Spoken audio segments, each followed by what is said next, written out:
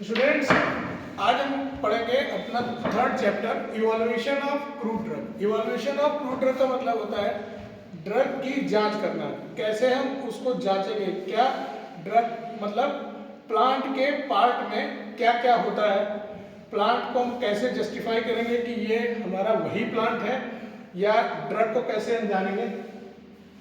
जैसे इसके कई पार्ट्स होते हैं, मॉर्फोलॉजिकल, माइक्रोस्कोपिकल। तो पहला है मॉर्फोलॉजिकल। मॉर्फोलॉजिकल का मतलब होता है ड्रग के अंदर ड्रग को देखकर, उसको सूंघ कर, उसको टेस्ट करके, उसकी साइज और शेप के अकॉर्डिंग हम स्टैंडर्ड से कंपेयर करेंगे और उसको हम जस्टिफाई करेंगे कि ये वही ड्रग है। जैसे पहला कलर, हम ड्रग का कलर देखेंगे, वो ओरिजिनल से मैच कर रहा है, वैसा ही है, थोड़ा सा रब है, क्या है।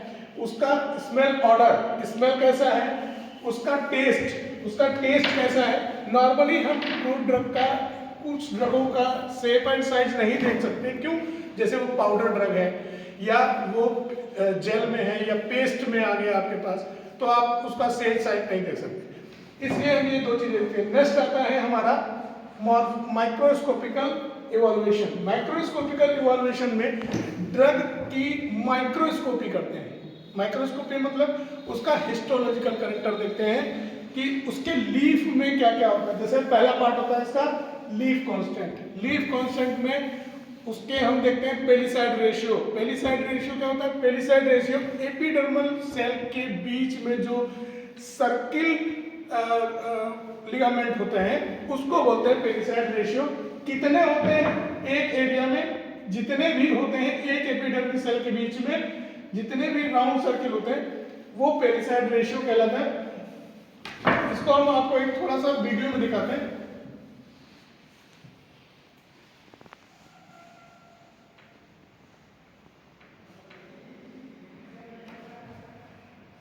ये लीफ का स्ट्रक्चर है, ये लीफ है, इसका हम टीएस जब काटेंगे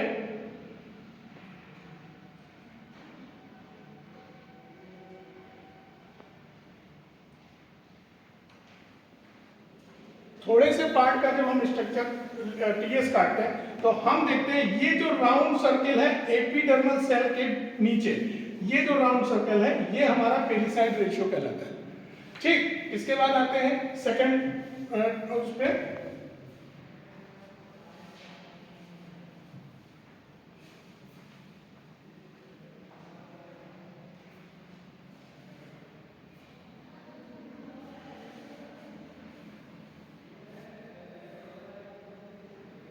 इसमें ये क्लियर हो गया आपका, ये सेल्स हैं, बेसोफिल सेल्स हैं। उसके बाद ये जो राउंड सर्किल है ये पेलिसाइड रेशियो कहलाता है। ठीक है, इसके बाद आते हैं सेकंड टॉपिक।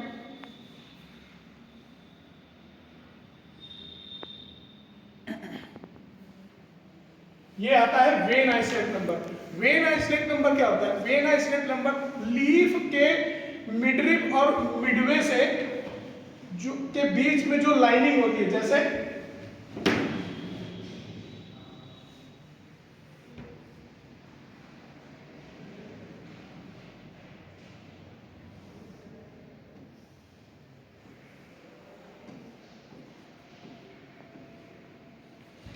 ये आपकी लीफ है, लीफ के ये मिडवे हो गई, ये मिडरिप हो गई। मिडरिप के बीच में जो इस तरह से स्ट्रक्चर बना रहता है, ये जितने भी कनेक्टेड रहते हैं ये वेन आइसोलेट नंबर रहते हैं, और ये जितने भी ब्रेकेज रहते हैं ये आपके वेन टर्मिनेशन नंबर होते हैं। हम इनके थ्रू भी हम जान सकते हैं कि हमारी लीफ किस फैमिली की है, किस प्लांट की है। जैसे कि हर प्लांट की लीफ का वेन आइसोलेट नंबर अलग अलग होता है, सबका सेम नहीं होता है। इसके बाद आते हैं वेन टर्मिनेशन नंबर। ये रहा वेन आइसोलेट नंबर। जैसे ये आपका लीफ का मिडरिप दिखाया गया, ये मिडवे हो गया, अब इसके बीच में जितने भी सेक्शंस बने हुए ये वेन आइसोलेट नंबर।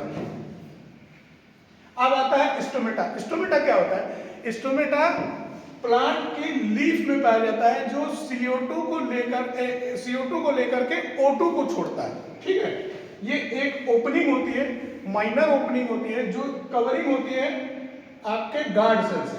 जैसे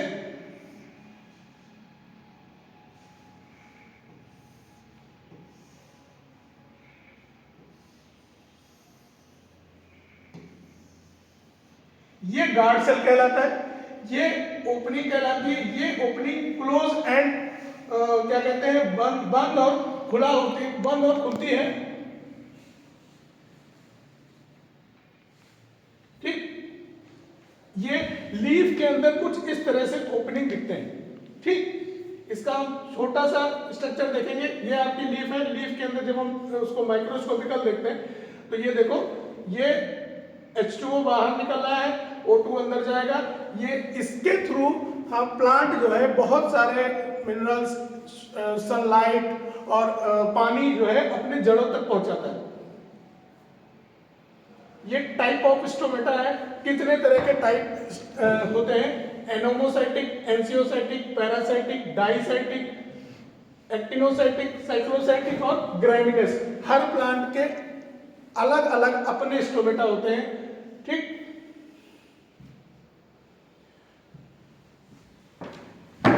इसका देखो वीडियो 1 मिनट डाला है।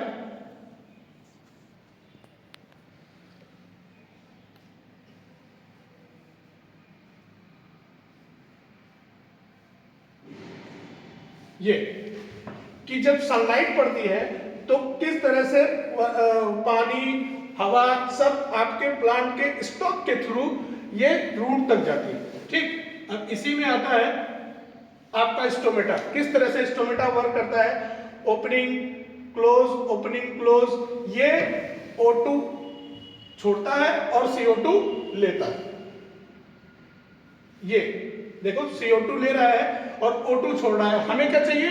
O2। तो हमें इसीलिए कहा जाता है कि प्लांट को लगाइए जिससे एनवायरनमेंट में O2 की कमी ना हो पाए। हर प्लांट में लीफ का अरेंजमेंट सन के हिसाब से होता है। कैसे? मतलब उसके सन की जो लाइट है उसको यूवी लाइट प्रॉपरली हर लीफ के हर पार्ट में मिले। इसमें ये बताया गया है कि लीफ का अरेंजमेंट कैसे होता है। ये देखो प्लांट की लीफ, ये देखो प्लांट की लीफ अल्टरनेट मैनर में है, एक इधर एक इधर एक इधर एक इधर, एक ब्रांच छोड़ के। ठीक, ये अल्टरनेट, हर प्लांट का अलग अलग सिस्टमैटिक रूट होता है। कौन सा प्लांट की लीफ किस अरेंजमेंट होगी, ये अपोजिट डायरेक्शन में है। वो अल्टरनेट थी, ये अपोजिट डायरेक्शन में है।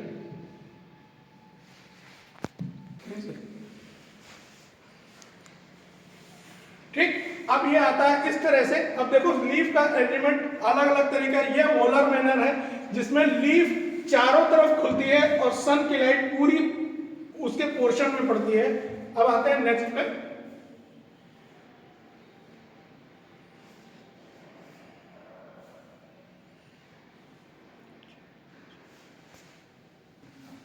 हाँ, ये आ गया आपका स्टोमेटा ट्रांसपिरेशन।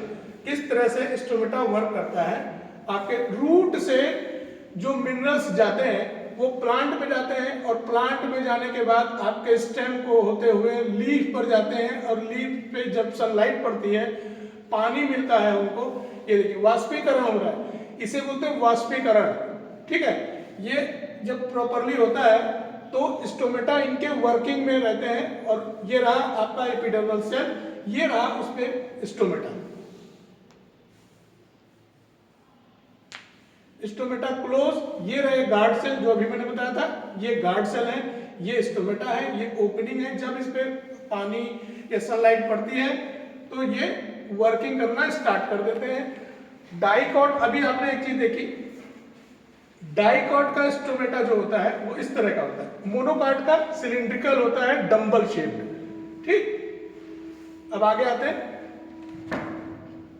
ये CO2 जा रही है और O2 आ रही है, ये इसको डायरेक्शन दिखाया गया। ये क्लोज ओपनिंग क्लोज ओपनिंग ये होगी। वाटर फॉर्मेशन लीफ पे रहता है। ठीक,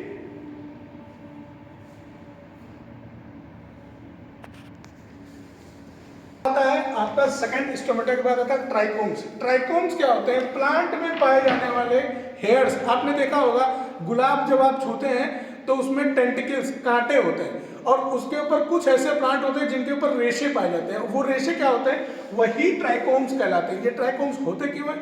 ये ट्राइकोम्स इसलिए होते हैं, ये प्लांट अपनी सुरक्षा के लिए कि हमें मॉस्किटो ना खा जाए, हमें जानवर ना खा जाए, इसकी सुरक्षा के लिए, अपने बचाव के लिए ये टेंटिकल्स रखते हैं, ट्राइकोम्स रखते हैं। ठीक, इनको ये अब ये भी कई टाइप के होते हैं। किसी किसी में ये देखिए प्लांट, किसी में बहुत सारे रेशे होते हैं, आपने देखा होगा बहुत सारे रेशे होते हैं, वो उसके ट्राइकोम्स कहलाते हैं।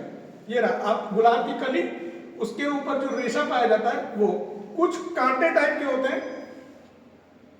ये इसका इंटरनल स्ट्रक्चर है जिसमें स्टीरिया, क्यूटिकल, इसको क्यूटिकल बोलते हैं, सिक्रेटरी वेसल्स बोलते हैं, जो सिक्रीट करता है। ठीक, बेसल सेल ये कहलाता है। एपिडर्मल सेल, बाहर की लेयर जो होती है वो एपिडर्मल सेल होती है। नेक्स्ट, ये टाइप ऑफ ट्राइकोम्स, कितने तरह के ट्राइकोम्स होते हैं। ठीक, हर प्लांट का अपना अपना ट्राइकोम होता है, वो अपनी सुरक्षा अपने हिसाब से करता है, और ना कि सुरक्षा के लिए होते हैं, बल्कि ये अपना भरण पोषण मतलब अपना खाना भी इन्हीं ट्राइकोम के थ्रू लेते हैं। ठीक,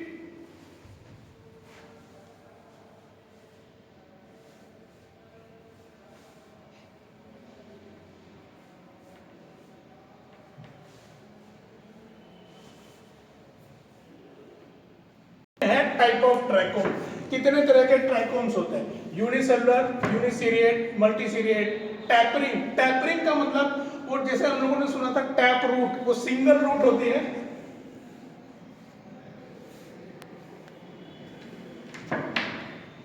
टैप रूट जैसे होती है,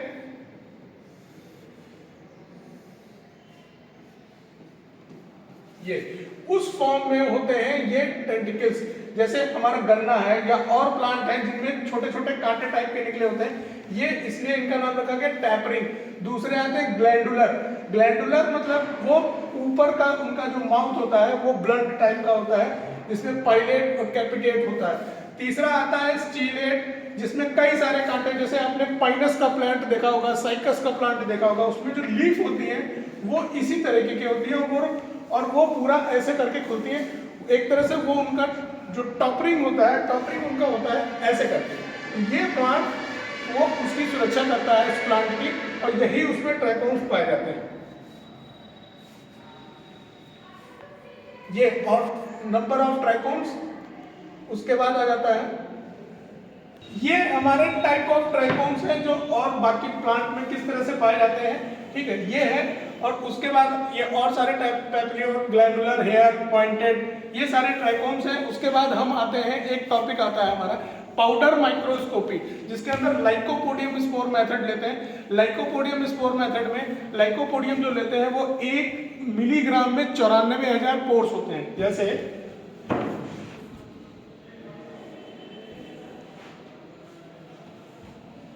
अगर हम 1 मिलीग्राम लाइकोपोडियम स्पोर लेते हैं तो उसके अंदर जो दाने होंगे वो 94,000 होंगे। तो इसको, इसके थ्रू हम एक स्लाइड के थ्रू हम इसको जस्टिफाई करते हैं, और यही हमारा माइक्रोस्कोपिक इवैल्यूएशन है। इसके बाद जो आपका इवैल्यूएशन आएगा वो आपके नेक्स्ट स्लाइड में, नेक्स्ट क्लास में हम देखेंगे। अभी तक आपका इतना ही। Thank you.